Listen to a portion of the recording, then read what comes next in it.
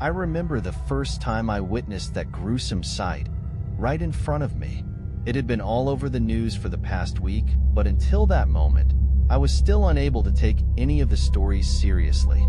I guess that's what happens in a world where the media exaggerates every little story they encounter to pull in more dull-minded viewers. It first started in the icy wastelands of Russia. Back in 2012, hikers passing through on their travels discovered bodies half buried in the snow, their abdomens mutilated and the occasional limb removed, only to be found a few meters from the body. At first, these finds were put down to wild animals desperately searching for food in the lifeless tundra. They barely even made news on Russian broadcasting networks. Only the locals to the areas, of which there are few in such a desolate place, really heard the stories. It's strange, now that I think about it. The attacks had been happening all through late December and simply went unreported until February when things became more severe. Heck, maybe those doomsday lunatics were onto something after all and no one noticed. As the days went on, after the initial attacks, panic in the Russian wilderness began to spread as more bodies were found in the wild, remains scattered in the snow, and yet an even larger amount of people became reported as missing. It wasn't until mid-January that the first body was discovered in a public area. In a small rural town, sitting on the edge of the wastes, 2 disfigured bodies were discovered by a few poor citizens on their way to work, their limbs scattered all over the streets. This was the first case that managed to work its way into the mainstream media outlets. Everybody just dismissed it as a murder case, the sort that you hear about in foreign countries all the time. What kept my attention was something the autopsy reports discovered. The murder hadn't even happened at night. It seemed to have happened only an hour before the first poor soul discovered the freshly broken body. I mentally gagged at the thought of finding a body strewn across the floor, still bleeding. As the days went on, more and more reports came in of bodies being found in small villages across Russia, completely destroyed and with no clue as to the cause, and just like the original, all of them had happened in broad daylight, but with no witnesses to recall how it happened. It was February when the first big incident occurred. I remember it distinctly because it happened to be my birthday. Breaking news all over the world. Insane stories coming from Russia. It seemed impossible to believe at first. The anchorman on TV spoke quickly in an urgent voice of barricades being erected in Moscow as people from outside ran screaming to its walls, begging to be let in. What he said next made my heart jump. People in cities and towns all over Moscow were being eviscerated in plain daylight. The attacker? Nothing. People were being cut to ribbons, in their homes, in the streets, all over Russia, in plain daylight, but there was no visible attacker. I couldn't believe it when I heard it. It had to be a hoax. It didn't make any sense. However, my curiosity overpowered me. I had to see it for myself. I loaded up my laptop and began my trawl of some of the darker parts of the web, in search of videos of the insane claims. As it turned out, there were thousands of videos on the subject, so I clicked on a random one. It was being filmed from a rooftop and involved frightened people of all ages, running through the streets in panic with nothing noticeable chasing them. I remember moving to click another link after thinking nothing would happen, when suddenly a random man in the group seemed to scream and then explode. It just happened. There was no warning, no sign of attack. The man wasn't even at the back of the group. It seemed as though fate had picked a random person and just decided he would die there and then. I sat in shock as the video ended abruptly. Moving the mouse up again, I clicked on another video. This one was being filmed from behind a barricade to hold back fleeing citizens. I guess that was their idea of controlling the population. Various men in military uniforms lined the barricade with large rifles, looking on at the crying, begging people with little emotion. Then out of nowhere, one of the women at the front of the crowd was ripped apart by the air and thrown across the military's front line. I gagged a little at the sight, despite having been reinforced against this sort of thing. In a panicked response, The soldiers sprayed their guns at the point of the attack as if trying to hit the invisible assailant, but their bullets went through the space and took out the civilians behind the remains. People scattered as the soldiers unloaded their rounds into the crowd, and then spontaneously, one of the soldiers burst apart. The cameraman seemed to panic at this point, and the feed went dead. My mind was struggling to get to grips with itself. I honestly didn't know what to think. I always imagined myself in these situations before, acting like I was in a movie, analyzing every mystery and saving the day by solving it, but this just made no sense. I was scared. The next day, Russia entered lockdown, as did many other countries, in hopes of keeping this ghostly threat out of their nations. News from Russia dropped as a result. It was completely cut off from the rest of the world, and we could only hope they were okay. And then, life continued. Of course, people talked of it, but everyone just seemed to stop fearing it. In reality, it seems, we were just trying to put it behind us because of our fear. Humans fear what they don't understand, so it seems not thinking about it was a suitable way of combating that fear. It wouldn't last. The year moved on and days became longer, and then that day came. The one I wish I could forget. It was a bright day in the middle of May, and I was out with a group of friends, celebrating the completion of another year at university.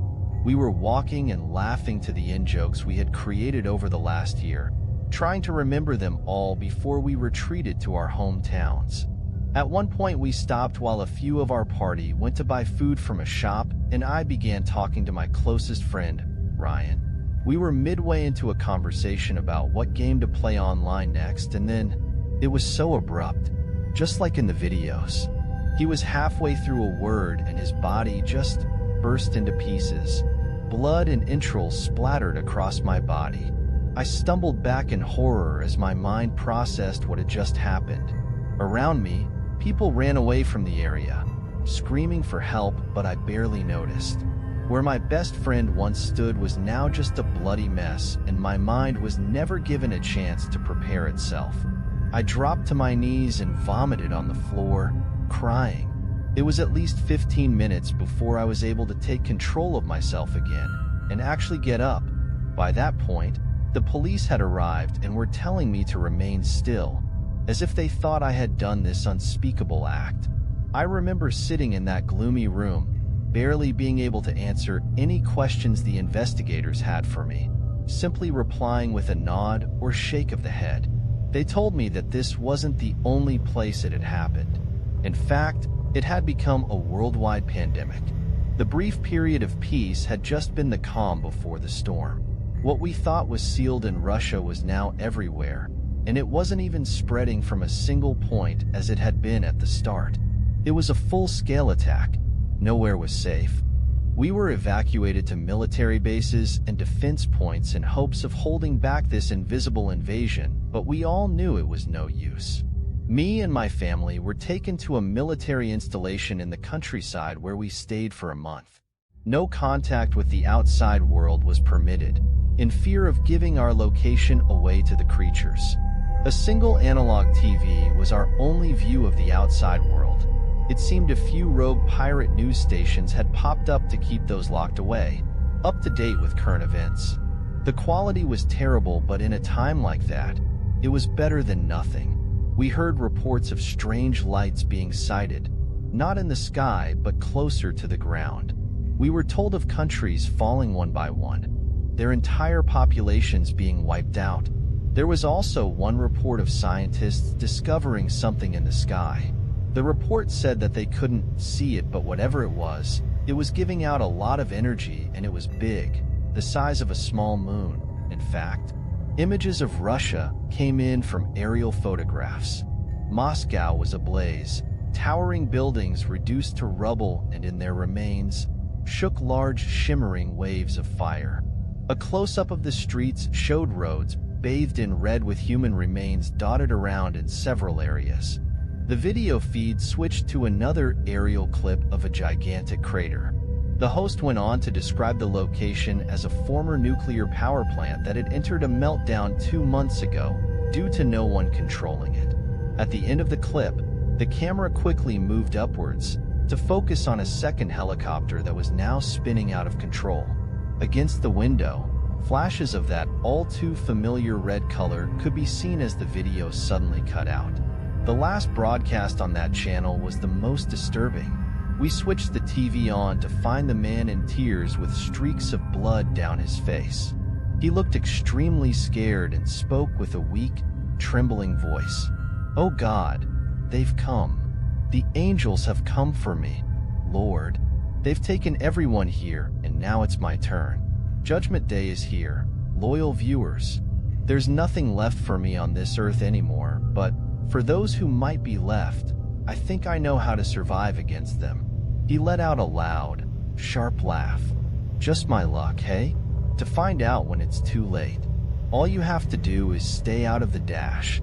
His sentence was cut off by a scream as his body was ripped in two, right before our eyes. The channel didn't shut off though. It's still there. In fact, but all you see now is the decaying corpse of an insane man. One of his eyes limply staring at you through the camera lens. Since then, there were no more accessible channels. Our last view of the outside world was gone. It didn't really matter anymore to us. We were a small group of people left amongst what must have been less than 1 million humans on the earth. The what and where was no longer our concern. For a while, everything was quiet. The soldiers kept us in line. We fed off of what rations the base had. We stuck to strict curfews and attempted to socialize and keep ourselves entertained in our new little personal world. We were somehow quite content with our new lives, with no outside world to bother us, no responsibilities or concerns for anything but our little community. On top of that, the lack of news about outside events allowed us to almost forget what had been happening. Until one night at the end of August, I woke up in the middle of the night to the sound of a scream. I was on the floor of a large room containing hundreds of other sleeping evacuees. The realization still startled me every time I woke up, even though I had been sleeping in these conditions for the past month.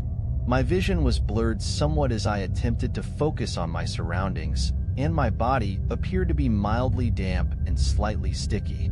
I didn't think much of it. I had had many restless nights here, and we were in a cramped, humid bunker. On the far side of the room, there were 2 dim lights creeping in through the doorways. Someone must have left the light on in the corridor, I thought to myself. It was rather puzzling. The thoroughness of the soldiers here would have never allowed something like this. All lights had to be switched off at 8 p.m., and they checked every night. Surely by now, a guard would have found this and switched it off again. Maybe it was one of them doing a midnight check on us all. That's when I noticed something odd. One of the lights was moving. Not moving behind the doorway, but it seemed as if the doorway itself was moving. It drifted silently across, closing in on the other door. At first I thought it must be a soldier with a torch. I winced and rubbed my eyes, attempting to focus on the object then. Just as it merged with the light of the door, I managed to focus on what seemed impossible. It had the shape of a tall, disturbingly thin humanoid, but where the body should be, there was nothing. No abdomen, no limbs, no head. The outline of the mysterious being seemed to just drift across the wall in an area of light. The first thought that entered my mind was inverted shadow. I know it sounds crazy, but it was as if, instead of creating a shadowy outline in a lit room, something was creating a bright outline in a dark room. Unfortunately, this was the best view I could get of the entity, as it seemed to literally merge with the light from the doorway and disappear. My body was frozen at the sight, and out of fear, I chose to lay down and try to get to sleep again, hoping that whatever it was, it wouldn't notice me. It was another long, restless night. I woke up at 8 a.m. Light peered through the small slits in the top of the bunker and kept the room bright enough to see wall to wall in the giant reinforced mass of cement. I wish I hadn't seen it though. Blood covered the walls. Where once had been sleeping bodies, now laid the remains of a silent massacre. What I thought had been my own sweat from the night before turned out to be the remains of my parents who had once slept beside me. I screamed. Not a single person was spared that night. Well, save for myself. Walking through the base, it seemed these things had made short work of every human on site, and yet, the gates still remained firmly shut. Guards posted on the watch points had their destroyed bodies hanging over the rails. It was quiet. I sat in the middle of that compound, alone, sobbing to myself. I was alone in the world. These things had killed everyone I knew and loved, and I was lost. I didn't know what to do. I slept in that compound for 3 days until I saw him again. That man of light, eerily and slowly drifting through the darkness and merging with the light once again. This time, I could have sworn he noticed me. He stopped and turned, till he was head-on with me and just stared at me. I couldn't move. My body just refused to listen, and then the being left. I don't know why they keep sparing me. Is it for amusement? Because they pity me? Or something more? I just can't get my head around any of it. After that night, I took as many supplies from the base as I could and journeyed towards the nearest village, which is where I now reside. I managed to find a house with a basement and locked myself in there with the supplies. But I never turned the light on anymore. For 3 weeks, I have been living in total darkness.